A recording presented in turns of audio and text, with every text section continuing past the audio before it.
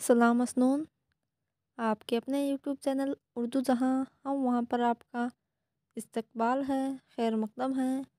तो चलिए हम शुरू करते हैं जो सीरीज़ हमने शुरू की थी यूजीसी नेट जेआरएफ उर्दू के सिलेबस की 7वीं इकाई उर्दू तनकीद व तहकीक, जिसमें हमने तहकीक निगारों के बारे में गुफ्तगू कर ली है और अब हम तनकीद निगारों पर गुफ्तगू कर रहे हैं।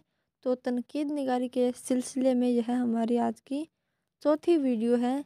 इससे पहले हमने मोहम्मद हुसैन आज़ाद, ख्वाजा अल्ताफ़ हुसैन हाली और इमदाद इमाम असर इनके बारे में गुफ्तगू कर ली है।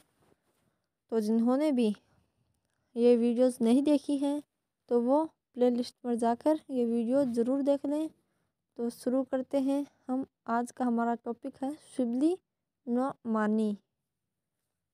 तो शिबली नोमानी इनकी पैदाइश 1857 ईस्वी में आजमगढ़ में हुई और वफ़ात 1914 ईस्वी में आजमगढ़ में ही हुई। जब हमने अल्ताफ़ हुसैन हाली के बारे में गुफ्तगू की थी तो मैंने बताया था कि अल्ताफ़ हुसैन हाली 1837 ईस्वी में पैदा हुए थे। याद है आपको?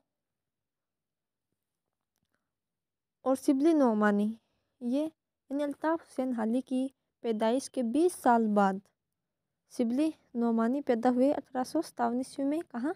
आजमगढ़ में। और आजमगढ़ में ही इनकी वफ़ात हुई थी 1914। तो अल्ताफ़ हुसैन हाली पानीपत में ही पैदा हुए थे और पानीपत में ही उनकी वफ़ात हुई थी। कब? 1914। तो उन दोनों की तारीख़ वफ़ात एक जैसी हैं 1914 ईस्वी।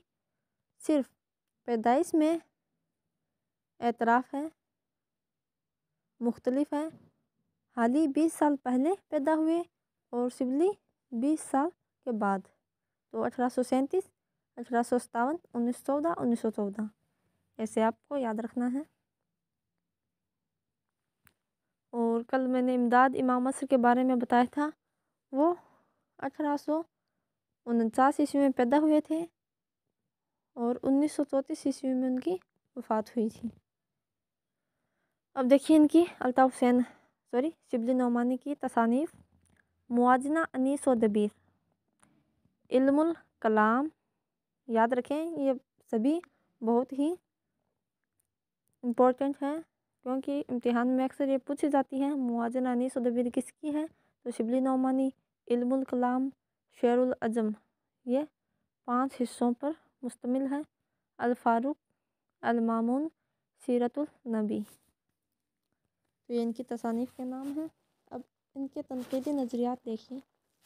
शिबली ने हसूल इल्म के 2 तरीक़े बताए हैं। अव्वल इदराक, दोम एहसास। शिबली ने अल्फाज को मायने पर तरजीह दी है। कल हमने पढ़ा था कि इमदाद इमाम असर ने मायने को अल्फाज पर तरजीह दी है, यानी उनके नज़दीक मायने ज़्यादा अहमियत का हामिल है और शिबली के नज़दीक अल्फाज ज़्यादा अहमियत का हामिल है। याद रखेंगे इमदाद इमाम असर ने मायने को तरजीह दी है जबकि शिबली नोमानी ने लफ्ज़ों को तरजीह दी है। शिबली ने शेर की तारीफ़ करते हुए कहते हैं कि जब इंसान पर कोई कौमी जज्बा तारी होता है तो बेसाख्ता इसकी ज़ुबान से मौजू अल्फाज निकलते हैं, इसी का नाम शेर है। तो ये बहुत ही ज़रूरी बात है, ज़हन में रखें क्योंकि पूछा जा सकता है आपको ये लाइन भी देकर कि ये किसने कही है। तो जब इंसान पर कोई कौमी जज्बा तारी होता है तो बेसाख्ता उसकी ज़ुबान से मौजू अल्फाज निकलते हैं, उसी का नाम शेर है। ये शिबली नोमानी का कहना है।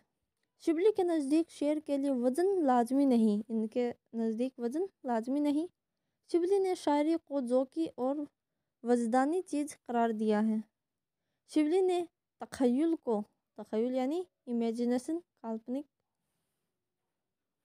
शिबली ने तख़य्युल को महकात के लिए ज़रूरी बताया है। यानी शिबली ने तख़य्युल को, जो ख्याल करते हैं, सोचते हैं, को महकात के लिए ज़रूरी बताया है। तो ये थी शिबली नोमानी के बारे में। اہم باتیں، تو یقین ہے کہ آپ ان کو ذہن میں رکھیں گے اور پہلی والی ویڈیوز بھی ضرور دیکھیں گے اور زیادہ سے زیادہ اپنے دوستوں کے ساتھ ضرور شیئر کریں گے۔